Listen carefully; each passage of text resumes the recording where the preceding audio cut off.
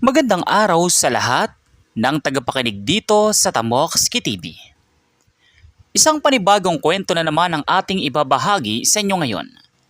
Isang kwentong magpapatayo ng inyong balahibo at mag-iiwan ng napakaraming katanungan sa inyong mga isipan. Isang napakasikat at tinitingalang kumpanya sa gitna ng industrial sa lungsod ng Calamba. Ang bigla na lamang ginipit at niraid ng mga tauhan ng kapulisan. Ang akala ng lahat, simpleng kaso lamang ito ng peking papeles o kaya ay usaping pananalapi. Ngunit laking gulat ng buong bayan nang pumasok ang mga otoridad sa pribadong silid ng mga empleyado. Ang bumungad sa kanila sa loob ng locker ng mga tauhan doon ay isang bagay na kailanman ay hindi inakala ng sinuman. Isang nakakapangilabot at nakakapanghina na lihim ang natuklasan na magpapabago sa buhay ng bawat taong sangkot dito.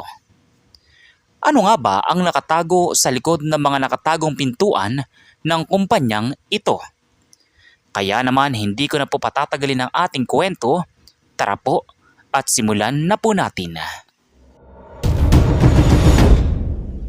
Ang lungsod ng Calamba sa lalawigan ng Laguna ay kilala bilang isa sa mga pinakamaunlad na sentro ng kalakalan sa Luzon. Dito matatagpuan ang napakaraming malalaking pabrika, warehouse at mga kumpanyang nagbibigay ng libu-libong trabaho sa mga mamamayan. Sa gitna ng maingay at abalang lungsod na ito, may isang kumpanya na mabilis na sumikat sa loob lamang ng 2 taon, ang Apix Dynamic Solutions. Ang Apix Dynamic Solutions ay kilala bilang isang high-tech logistics at packaging company. Malaki ang pasahod, magaganda ang benepisyo, at napakaganda ng imahe sa publiko. Palagi silang nagpapadala ng tulong sa mga outreach program at sikat ang kanilang namumuno na si Ginoong Mateo Soriano bilang isang mabait at mapagkalingang negosyante. Ngunit sa kabila ng makinang napabalat ng kumpanya, may isang madilim na ulap na dahan-dahang gumagapang sa paligid ng Calamba. Sa loob ng nakalipas na 5 buwan, napansin ng mga residente sa mga karatig barangay na tila may kakaibang nangyayari. Sunod-sunod ang pagkawala ng mga alagang hayop, partikular na ang mga aso. Nagsimula ito sa maliit na insidente, mga asong natutulog sa bakuran na bigla na lamang naglalaho sa gitna ng gabi. Hanggang sa kahit ang mga may tali at nasa loob mismo ng mataas na bakod ay nawawala na rin ng walang bakas. Naging malaking usap-usapan ito sa mga social media sa Calamba. Maraming pamilya ang umiiyak at nagmamakaawa na maibalik ang kanilang mga mahal sa buhay na alaga. Ngunit walang makapagtatagpo kung sino o ano ang nasa likod ng mga pagkawala. Dito na pumasok ang 2 batikang opisyal ng kapulisan na si Senior Inspector Lucas at ang kanyang mapagkakatiwalaang kapareha na si Officer Lester. Si Inspector Lucas ay kilala sa kanyang matalas na pag-iisip at hindi pagtigil hanggat hindi natutuklasan ang katotohanan. Si Officer Lester naman ay mas bata, mabilis kumilos at magaling sa pag-aanalisa ng mga teknikal na datos at CCTV footage. Isang hapon sa loob ng presinto, habang nakatitig sa map ng Calamba na puno ng mga pulang marka, huminga ng malalim si Lucas. Lester, tingnan mo ang pattern na ito. Huwag mong sabihin sa akin na simpleng magnanakaw lang ng hayop ang gumagawa nito. Sir Lucas, napansin ko rin po yan. Tingnan niyo ang mga lokasyon kung saan uling nakita ang mga nawawalang alaga. Lahat sila, nasa loob ng 2 kilometrong radius mula sa isang partikular na pasilidad. Ang Apix Dynamic Solutions, bakit laging malapit sa malaking kumpanyang yan ang uling bakas? May kinalaman kaya ang kumpanyang yan o ginagamit lang ang paligid nila bilang proteksyon? Ayon po sa mga nakalap kong impormasyon, sir, sarado ang mga gate ng Apex kapag ating gabi. Pero ayon sa ilang mga residente sa malapit, madalas daw silang makarinig ng mga kakaibang ingay kapag 3:00 na ng madaling araw. Mga ingay na tila galing sa mga sasakyang papasok at lalabas ng walang ilaw. Hindi natin pwedeng pasukin ang Apex ng walang matibay na ebidensya. Kilala si Mateo Soriano. Maraming kilala sa itaas. Kapag nagkamali tayo ng akbang, tayo ang malalagay sa panganib. Kailangan natin na mas malalim na investigasyon. Nagsimulang magmatsyag sina Lucas at Lester sa paligid ng Apex Dynamic Solutions. Gabi-gabi, nakatago ang kanilang sasakyan sa isang madilim na sulok ilang metro ang layo mula sa pangunahing gate ng pasilidad. Sa unang 2 gabi, tila napakatahimik ng lugar. Ang nakikita lamang ay ang matataas na pader, mga guardhouse na may maigpit na seguridad at mga CCTV camera na nakatutok sa bawat anggulo. Ngunit sa 3 gabi, may napansin si Lester. Isang itim na van na walang plaka ang dahan-dahang pumasok sa likurang pinto ng kumpanya. Bago bumukas ang gate, nakita ni Lester sa pamamagitan ng kanyang binoculars na may ilang empleyadong nakasuot ng uniforme ng Apex ang nagmamadaling lumabas upang buksan ang pintuan. Sir Lucas, gising po. Tingnan niyo to. May pumasok na van sa likod. Walang ilaw at walang plaka. At ang nagbukas ng gate, mga mismong empleyado ng Apex. Bakit sa likod? At bakit kailangang patayin ang ilaw ng sasakyan? Lester, kumuha ka ng mga litrato. Siguraduhin mong malinaw ang mga mukha ng empleyado at ang detalye ng sasakyan. Hindi naglaon, nakakita pa sila ng iba pang kakaibang galaw. Ang mga empleyado ng kumpanya na lumalabas tuwing shift change ay tila napakatahimik at laging may bitbit na malalaking bag. Ngunit ang mas nakakatakot, tuwing lalabas sa mga empleyadong ito, tila may mga kakaibang amoy na umaalis mula sa exhaust system ng gusali. Isang amoy na pilit itinatago ng mga kemikal, ngunit hindi may kakaila ng sino mang may matalas na pangamoy. Dahil sa mga kahinahinalang aksyong ito, nagpasya si Lucas na kumuha ng search warrant sa tulong ng isang huwes sa tulong ng mga nakalap nilang litrato at mga circumstantial na ebidensya hinggil sa illegal operations ng kumpanya. Matapos ng 3 araw na pagproseso, naaprubahan ng search warrant para galugarin ang buong pasilidad ng Apex Dynamic Solutions. Araw ng Biyernes, ganap na 10:00 ng umaga. Ang maaliwalas na kalangitan sa Kalamba ay biglang napuno ng tunog ng mga sirena.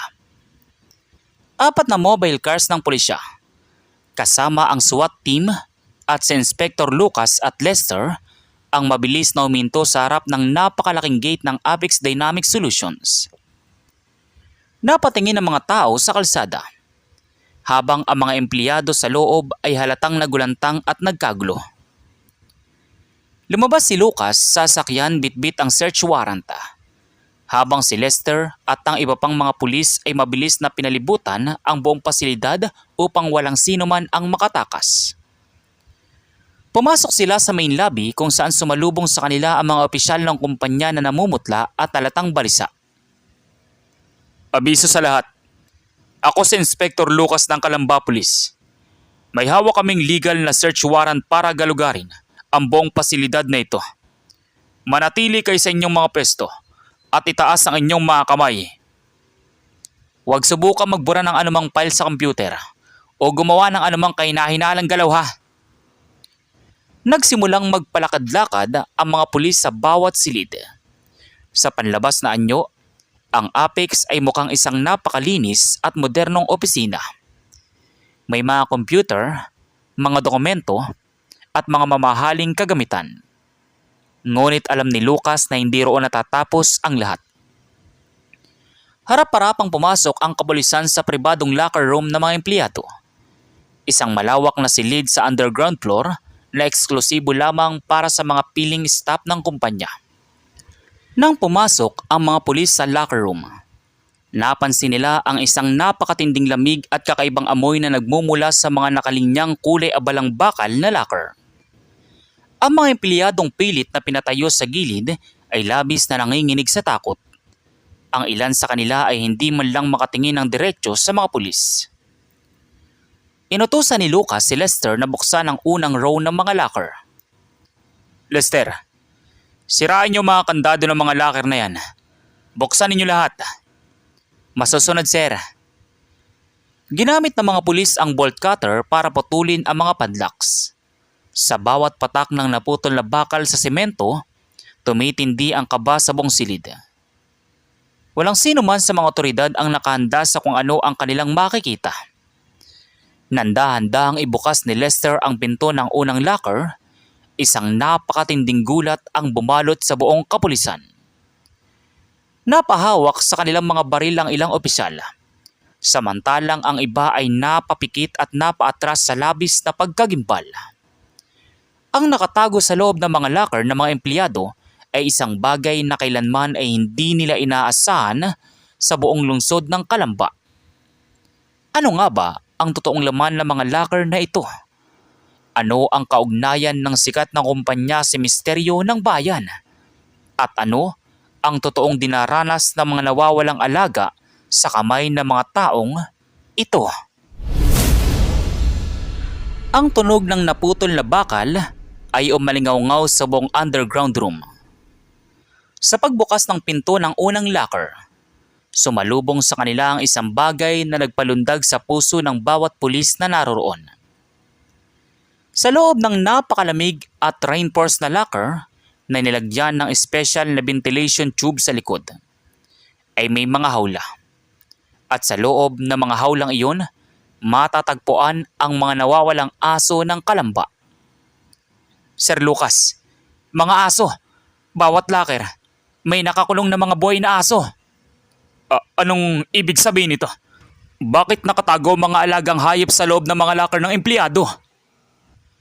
Mabilis na kumilos ang SWAT team at ang iba pang mga opisyal upang buksan ang lahat ng natitirang locker sa kabaan ng silid. Isa-isang nabuksan ang mahigit 50 locker. Bawat isa ay may nakatagong maliit na kulungan kung saan nakapasok ang iba't ibang uri ng aso. Mga asong kalye, mga may lahi, at maging ang mga tuta na naiulat na nawawala nitong mga nakalipas na buwan. Ang ilan sa mga hayop ay nangihina, habang ang iba naman ay tila pinatutulog gamit ang mild na gamot upang hindi makagawa ng maingay na tahol na makakapagbigay ng hinala sa labas. May mga special ID tag sa bawat kulungan na may nakasulat na mga numero at mga kakaibang barcode. Lumapit si Lucas sa isa sa mga empleyadong nakatayo sa gilid na pilit na nagtatakip na muka. Hinawakan siya ni Lucas sa balikat ng may katigasan. Ipaliwanag mo sa akin ito. Bakit nakakulong ang mga nawawalang aso ng mga mamamayan dito sa loob ng locker room ninyo? Sino ang nag-utos sa inyo na gawin ito? Sir, maawa po kayo. Sumusunod lang po kami sa utos. Kapag hindi po namin ginawa to, tatanggalin kami sa trabaho at ipapapatay kami ng management. Management? Sino sa management? Si Mateo Soriano ba? Hindi lang po si Boss Mateo. May mas mataas pa sa kanya. Ginagamit po ang kumpanyang to para sa isang illegal na negosyo. Ginagawan po ng experiment ang ibang aso.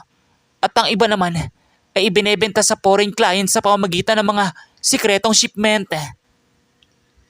Nagkatinginan sina Lucas at Lester. Ang akala nila ay simpleng usapin lamang ng pananalapi o smuggling ng mga peking produkto ang nangyayari sa Apex Dynamic Solution.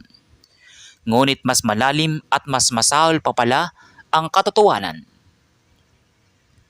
Mabilis na pinalibutan ng mga pulis ang buong gusali.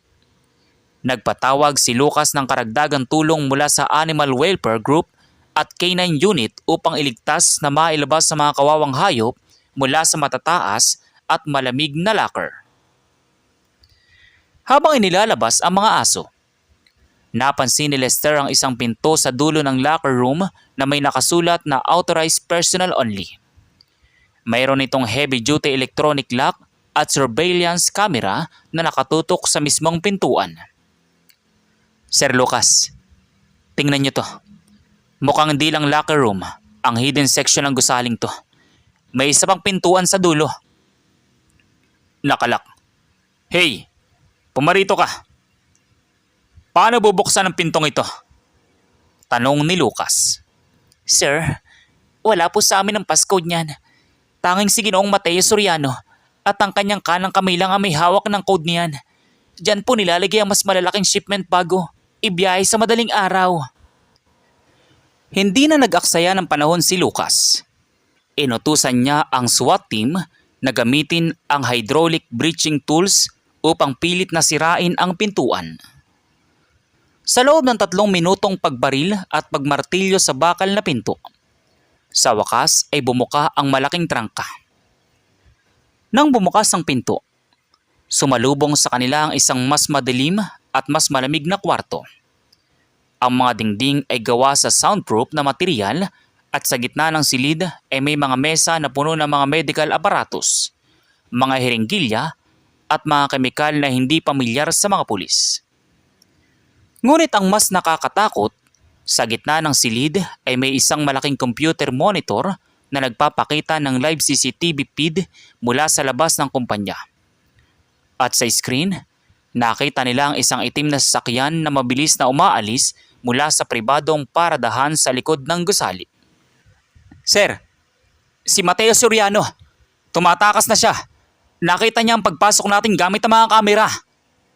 Mabilis, Lester, mag-iwan ka ng ilang tauhan dito para siguraduhin ligtas sa mga naisalbang hayop at tuliin ang lahat ng empleyado. Ang iba, sumama sa akin.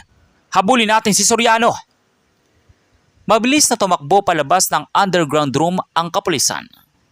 Ang maaliwalas na tanghali sa Kalamba ay naging arena ng isang mabilis at peligrosong pag-aabulan. Mabilis na sumakay sina Lucas sa kanilang patrol car habang ang itim na SUV ni Mateo Soriano ay nagpapatakbo ng napakabilis patungo sa bypass road palabas ng lungsod. Habang nagpapatakbo si Lucas ng mabilis, hawak ni Lester ang kanyang radyo upang humingi ng barikada sa mga karatig bayan. Ngunit sa kalahatian ng pag-aabulan, biglang lumiko ang sasakyan ni Soriano patungo sa isang luma at abandonado na bodega sa tabi ng ilog. Saan siya pupunta? Bakit siya pumasok sa abandonadong lugar na yan? Sir, mag-iingat tayo.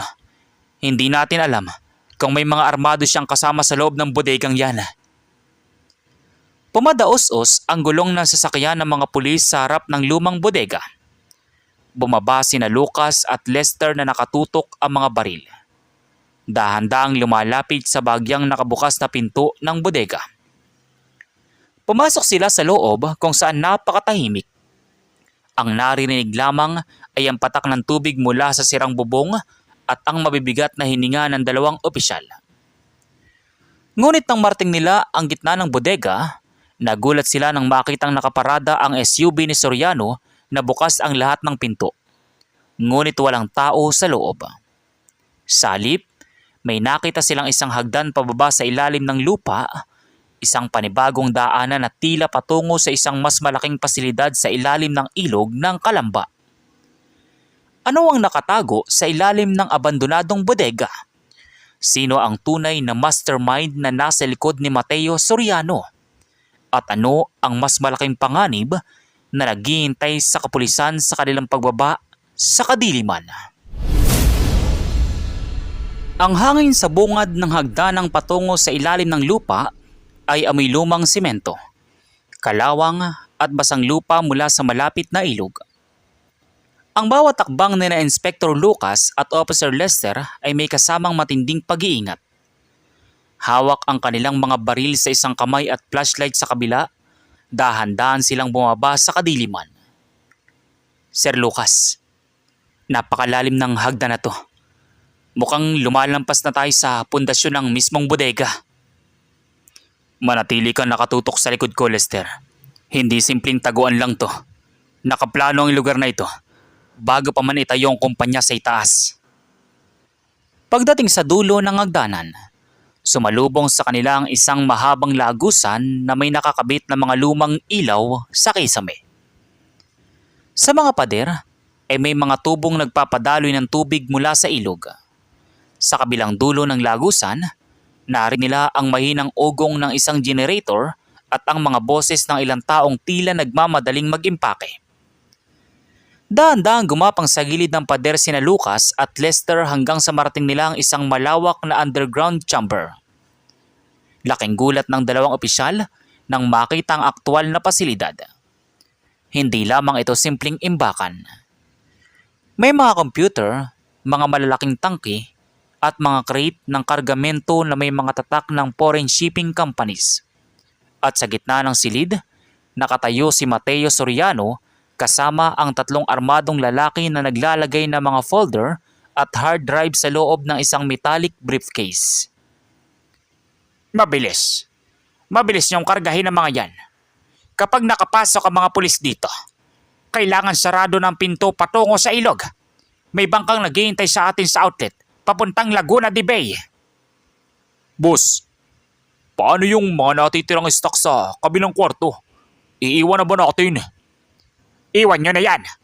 Ang mahalaga ay ang mga datos at ang kontak ng mga buyers sa labas ng bansa. Ang mga aso at ebidensya sa itaas pwede nating ibintang sa mga empleyado. Sinisigurado ko sa inyo, hindi tayo maiuugnay ni Lucas sa gawain ito. Nang marinig ito ni Inspector Lucas, naramdaman niya ang matinding galit sa kanyang dibdib. Ang isang tinitingalang negosyante sa Kalamba na kilala sa pagiging maawain at mapagkalinga ay isa palang walang awang pinuno ng isang malaking sindikato na nagpapahirap sa mga walang kalaban-laban na hayop at nagchichismis sa mga mamamayan. Suminiya si Lucas kay Lester. Tatlo ang armadong kasama ni Soriano. Kailangan nila ng tamang elemento ng pagkagulat para marenda ang sitwasyon ng walang masasaktan. Lester, paputokin mo ang ilaw sa gitna kapag nagmarka ako. Pagkatapos, pasukin natin sila mula sa magkabilang gilid. Opo sir, handa na ako. Iniumang ni Lucas ang kanyang baril sa pangunahing ilaw sa kisame. Sa isang iglap, bumagsak ang dilim sa buong underground kasabay ng tunog ng nabasag na salamin. Nagkaroon na matinding kaguluhan sa loob. Ano yon? Sino yan? Barilin nyo! Pulis ito, ibabaan nyo ang inyong mga armas at itaas ang inyong mga kamay. Nakapaligid ng buong Kalamba pulis sa pasilidad na ito. Nagsimulang magpaputok ang mga armadong tauhan ni Soriano nang walang tiyak na direksyon dahil sa kadiliman. Mabilis na gumulong si Lester sa likod ng mga metal crate habang binabalikan ng putok ang mga ilaw sa paligid ng mga suspect para mawalan sila ng prioridad sa pagbaril. Sa gitna ng sigawan at putukan, mabilis na tinakbo ni Mateo Soriano ang briefcase at patakbong tumungo sa isang bakal na pinto sa dulo ng chamber na patungo sa exit ng ilog. Nakita ito ni Lucas. Lester, hawakan mo ang dalawa. Ako na ang hahabol kay Soriano. Mag-iingat kayo, sir. Mabilis na dumaan si Lucas sa mga crate at tinabol si Soriano na pumasok sa mas makitid na lagusan patungo sa ilog. Ang lagusang ito ay pinalilibutan ng umaagos na tubig mula sa drainage system. Madulas ang sahig at mabilis ang takbo ni Soriano habang bitbit ang briefcase. Ngunit sa matinding takot, nadapa si Soriano at naisampa ang kanyang paa sa isang nakausling bakal. Dumulas at tumilapon ang metallic briefcase sa gilid ng basang simento. Mabilis na nakalapit si Lucas at itinutok ang kanyang baril sa nakadapa at nanginginig na negosyante. Tapos na ang palabas mo, Mateo Soriano. Huwag ka nang gumawa ng anumang maling galaw. Lucas, pakiusap. Pag-usapan natin to. Hindi mo alam kung sino mga taong nasa likod ko. Mayayamang tao sila sa ibang bansa at maging sa pamahalaan. Bigyan kita ng milyon-milyon. Iwan mo lang ang briefcase na yan at hayaan mo ako makatakas. Hindi nabibili ng pera mo ang hustisya para sa mga mamamayan ng Kalamba at sa mga alagang hayop na pinarusahan ninyo. Tumayo ka dyan! Dinampot ni Lucas ang briefcase habang pinapatayo si Soriano. Pinalagyan niya ito ng posas at dinala ni Lucas si Soriano pabalik sa underground chamber kung saan ay suko na rin ni Lester ang dalawa sa mga armadong tauhan habang ang isa naman ay mabilis na nakatakas sa kabilang lagusan. Ngunit habang tinitingnan ni Lester ang gawaing secure sa lugar, napansin niya ang isang pintuan sa pinakadulo na may isang kakaibang pulang ilaw na nagbiblink. May naririnig silang mahinang tunog mula sa loob ng kwartong iyon. Isang tunog ng mga alagang hindi lang basta aso. Lumapit si Lester sa pintuan at pilit na itinutok ang kanyang flashlight sa maliit na salamin ng pinto. Sir Lucas, tingnan niyo to. May mga mas malala pa palang nakatago rito sa ilalim. Ano ang nakita ni Lester sa likod ng pintuang may pulang ilaw? Sino ang mga makapangyarihang taong binanggit ni Mateo Soriano na nasa likod ng sindikatong ito? At maililigtas kaya ng kapulisan ang lahat bago mahuli ang lahat? Ang pulang ilaw sa ibabaw ng pinto ay patuloy sa mabilis na pagkurap-kurap na tila nagbibigay ng babala sa sinumang magnanais na pumasok. Lumapit si Inspector Lucas habang hawak-hawak ang nakaposas na si Mateo Soriano. Si Officer Lester naman ay dahan-dahang lumapit sa pintuan gamit ang kanyang flashlight. Sir Lucas, hindi lang to simpleng taguan ng mga nakaw na alaga. May mga dokumento at monitoring screens sa salamin na nakatutok sa iba't ibang pasilidad sa labas ng Laguna. Soriano, ano ang nasa loob ng kwartong yan? Huwag ka na magsinungaling dahil lalong bibigat ang mga kasong haharapin mo. Lucas, wala na ako magagawa. Nahuli niyo na ako. Ang kwartong yan, diyan nakalagay ang central server at communication hub ng buong network. Inutusan ni Lucas si Lester na subukang buksan ang pinto gamit ang keycard na nakuha mula sa bulsa ni Soriano. Sa isang mahinang beep, bumukas ang mabigat na bakal na pinto. Sumalubong sa kanila ang isang napakalinis ngunit napakalamig na silid na puno ng matataas na computer servers. Sa malaking screen sa gitna, nakikita ang mga live video feeds hindi lamang mula sa Calamba, kundi maging sa mga bayan sa Batangas, Cavite at Rizal. At sa bawat lokasyon ay pinapakita sa screen. May mga kahalintulad na warehouse kung saan nakalagay ang mga cage at transport trucks. Panginoon ko, Sir Lucas, hindi lang Calamba ang sakop nila. Isang buong network ito sa Timog Luzon. Lester, i-download mo ang lahat ng files sa hard drive na hawak natin at kumuha ka ng backup mula sa server na ito. Kailangan nating makakuha ng mga pangalan ng iba pang pasilidad at ng mga taong bumibili sa labas ng bansa. Habang mabilis na kinokopya ni Lester ang mga sensitibong datos mula sa main server, napansin ni Lucas ang isang nakabukas na email account sa monitor. Ang mga mensahe ay nanggagaling sa isang misteryosong kumpanya sa ibang bansa na nag-o-order ng daan-daang mga alagang hayop buwan-buwan para sa mga iligal na bentahan at eksportasyon. Ngunit ang mas nakakapangilabot sa lahat, may mga nakasave na mensahe mula sa ilang mataas na opisyal sa lokal na pamahalaan at ilang maimpluwensyang negosyante na nagbibigay ng proteksyon sa operations ng Apex Dynamics Solution kapalit ng malalaking halaga ng pera. Dahil dito, nalaman ng kapulisan na ang pag-raid sa Calamba ay simula pa lamang ng isang mas malaking investigasyon. Sir, nakuha ko ng lahat ng datos. May listahan dito ng mga plate numbers ng mga van na ginagamit nila sa pagbabiyahe gabi-gabi. Pati na rin ang oras ng mga biyahe patungong seaport. Magaling, Lester. Tumawag ka agad sa regional headquarters. Kailangan nating maipasara ang lahat ng checkpoint at ipaalam sa port authorities na harangan ng anumang kargamento na nanggagaling sa mga nakatalang kumpanya. Bitbit ang mga ebidensya at ang nakaposas na si Mateo Soriano. Umakyat pabalik sa ibabaw ang kapulisan. Sa labas ng abandonadong bodega, dumating na ang karagdagang suporta mula sa Provincial Police at Animal Welfare Organizations. Inilabas mula sa underground chamber at sa mga locker ng Apex Dynamics Solution ang lahat ng mga naiselbang aso. Ang balita tungkol sa matagumpay na pag-raid at pagkakabawi sa mga alaga ay mabilis na kumalat sa buong Calamba. Nang dinala si Soriano sa presinto, bumuhos ang napakaraming residente sa harap ng istasyon. Ang ilan ay umiiyak sa kagalakan nang muli nilang makita at makapiling ang kanilang mga nawawalang alaga. Habang ang iba naman ay galit na sumisigaw laban sa dating tinitingalang negosyante. Maraming salamat mga pulis. Akala namin hindi na namin makikita ang alaga namin. Umiiyak na sabi ng isang residente habang yakap ang kanyang aso. Gagawin po namin ang lahat upang panagutin ang lahat ng taong sangkot sa gawaing ito. Gaano man sila kamakapangyarihan o kayaman.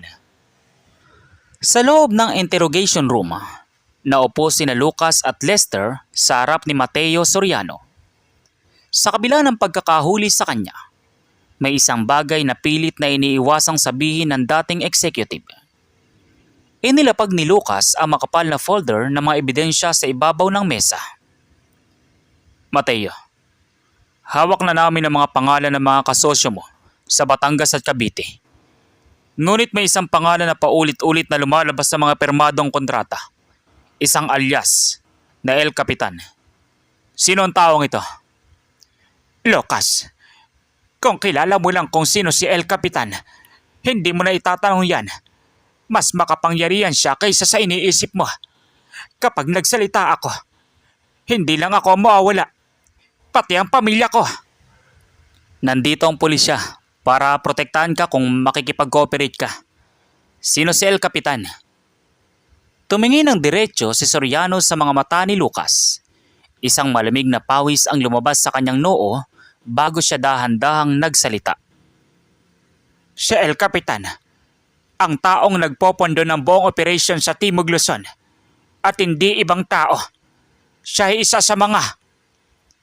Sino ang misteryosong personalidad sa likod ng alias na El Capitan? Ano ang kaugnayan niya sa mga pinakamataas na pinuno ng lipunan? At paano wawakasan ni na Inspector Lucas at Lester ang buong sindikato bago sila balikan nito? Huwag na huwag kayong bibitaw dahil ang huling kabanata at ang matinding pagtatapos ng kwento ay malapit nyo ng masaksiyan.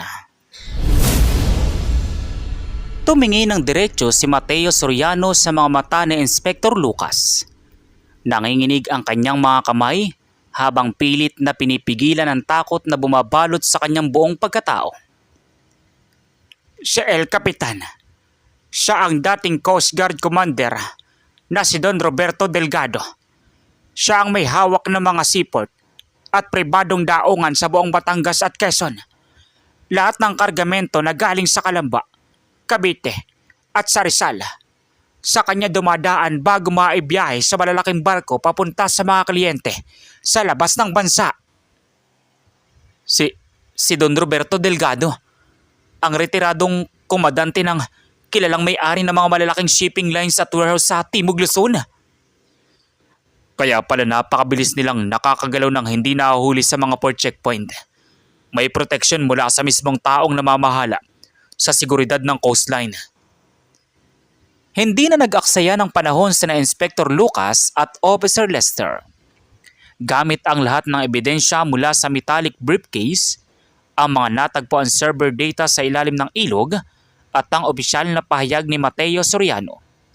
Mabilis na nakipag-ugnayan ang Calamba Police sa National Bureau of Investigation at Philippine Coast Guard Special Task Force. Isang malaking joint operation ang binuo sa loob lamang ng ilang oras upang sabay-sabay na i-raid ang lahat ng mga natukoy na pasilidad sa Batangas, Cavite at Rizal. Ganap na ikatlo na madaling araw. Pinalibutan ng mga otoridad ang napakalaking mansyon at pribadong port ni Don Roberto Delgado sa dalampasigan ng Batangas. Sa gitna ng kadiliman ng gabi, mabilis na pumasok ang mga taga-NBI at tactical team sa pangunahing gate ng mansyon. Nagkaroon ng maikling palitan ng putok sa pagitan ng mga otoridad at ng mga armadong gwardya ni Delgado. Ngunit mabilis na nakontrol ng mga pulis ang buong paligid. Pumasok si Inspector Lucas kasama ang strike team sa mismong opisina ni Delgado. Sa loob ng silid, naabutan nila si Don Roberto Delgado na nagmamadaling nagsusunog ng mga papeles sa isang metal bucket habang sinusubukang buksan ng kanyang lihim na bolta. Itas mo ang iyong mga kamay, Don Roberto Delgado. O mas magandang tawagin kang El Capitan. May hawak kaming warrant of arrest para sa iyo at search warrant para sa buong pasilidad na ito. Lucas, napakalayo ng narating mo mula sa Kalamba. Akala mo ba matitigil mo ang negosyong ito sa paghuli sa akin? Masyadong malaki ang network na ito para maubos mo. Sapat na mga ebidensyang nakalap namin para makulong ka habang buhay. Lahat ng pasilidad ninyo sa Cavite, Rizal at Batangas ay naipasara na ngayong gabi. Wala ka nang matatakbuhan. Kasabay ng pagkahuli kay Don Roberto, naisalba ng mga otoridad sa kanyang pribadong port ang mahigit 200 iba pang alagang hayop na nakahanda na sanang i-load sa isang malaking cargo vessel na patungong ibang bansa. Sa tulong ng Department of Agriculture, Bureau of Animal Industry at iba't ibang animal welfare organizations, mabilis na ginamot, pinakain at inalagaan ang lahat ng mga naisalbang aso mula sa Kalamba at mga karatig lalawigan. Naging napakalaking balita sa buong bansa ang pagbagsak ng tinaguriang Apex Syndicate. Ang dating tinitingalang kumpanya sa Kalamba na Apex Dynamic Solutions ay tuluyang ipinasara at kinumpiska ng pamahalaan ang lahat ng ari-arian nito. Si Mateo Soriano, Don Roberto Delgado at ang mahigit 50 empleyado at armadong tauhan na sangkot sa ilegal na gawaing ito ay formal na sinampahan ng napakaraming kaso tulad ng Animal Welfare Act violations, anti-piracy, at smuggling laws and conspiracy. Pagkalipas ng 2 buwan, sa mismong plaza ng lungsod ng Kalamba, nagdaos ng isang malaking reunion at turnover ceremony kung saan formal na ibinalik sa kanilang mga tunay na may-ari ang mga naisalbang alagang hayop. Ang hangin sa Kalamba na dating puno ng takot at pag-aalala ay napalitan ng saya, sigaw ng kagalakan at mga luwa ng pasasalamat mula sa mga pamilyang muling nakapiling ang kanilang mga mahal sa buhay na alaga. Pinarangalan ng pamahalang lokal ng Kalamba at ng Philippine National Police sina Senior Inspector Lucas at Officer Lester para sa kanilang natatanging tapang, sipag at dedikasyon sa tungkulin na nagligtas sa buong komunidad. Habang pinagmamasdan na Lucas at Lester ang mga pamilyang masayang naglalaro kasama ang kanilang mga aso sa plaza, napangiti ang 2 opisyal. Sir Lucas, sa wakas, tahimik na ulit ang Kalamba. Wala nang matatakot na mawawala ng alaga kapag sumapit ang gabi. Tama ka, Lester. Ipinakita lamang nito na kahit gaano kalaki, kayaman, o kamakapangyarihan ng isang sindikato, hindi kailanman magtatagumpay ang kadiliman laban sa katotohanan at katarungan. Basta't nagkakaisa ang mamamayan at ang kapulisan, walang lihim na hindi mabubunyag. Dito nagtatapos ang ating nakakapangilabot at nakakapanapanabik na kwento tungkol sa sekreto sa Kalamba. Isang malaking aral ang naiwan sa ating lahat. Maging matalas ang ating mga mata sa ating paligid. Ingatan ang ating mga alagang hayop at huwag matakot na tumayo para sa kung ano ang tama at makatarungan. Maraming salamat po sa inyong walang sawang pagsubaybay mula part 1 hanggang part 5 dito sa Tamoxki TV. Muli, pakilike ang video na ito at mag-iwan ng inyong huling saloobin at mensahe sa ating comment section. At i-subscribe ang ating channel para sa iba pang mga kapanapanabik na kwento. Naway gabayan at biyayaan kayong lahat ng Panginoon ng masaganang buhay at kaligtasan saan man kayo naroon. Hanggang sa muling kwentuhan dito lamang sa Tamoxki TV, magandang araw po sa inyong lahat. So once again, inuulit ko po muli. Ako po si Tamoxki TV. Kita-kita po tayong muli sa mga susunod pa nating maraming mga kwento. Thank you and God bless you all. Peace out.